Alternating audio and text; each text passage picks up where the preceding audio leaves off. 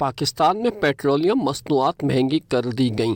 तहम इस वक्त दुनिया में सबसे सस्ता और महंगा पेट्रोल कहाँ मिलता है? दुनिया भर में सबसे सस्ता पेट्रोल इस वक्त वेनेजुएला में है, जहां 1 लीटर पेट्रोल की कीमत पाकिस्तानी रुपयों में 4.5 रुपये फी लीटर बनती है। ईरान में 1 लीटर पेट्रोल 10 रुपये 74 पैसे में मिल रहा है। शाम में पेट्रोल फी लीटर 57 रुपये में दस्तियाब है, जबकि मलेशिया में फी लीटर पेट्रोल 97 रुपये में फ़रोख्त हो रहा है।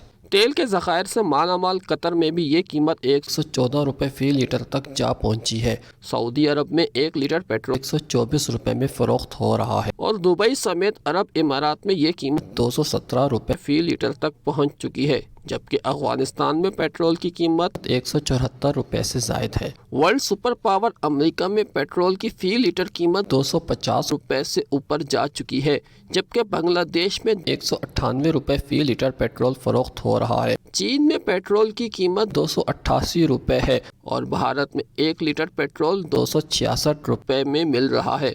न्यूजीलैंड में पेट्रोल 413 रुपये फ़ी लीटर ख़रीदा जा सकता है। बरतानिया में पेट्रोल की कीमत 428 रुपये हो चुकी है।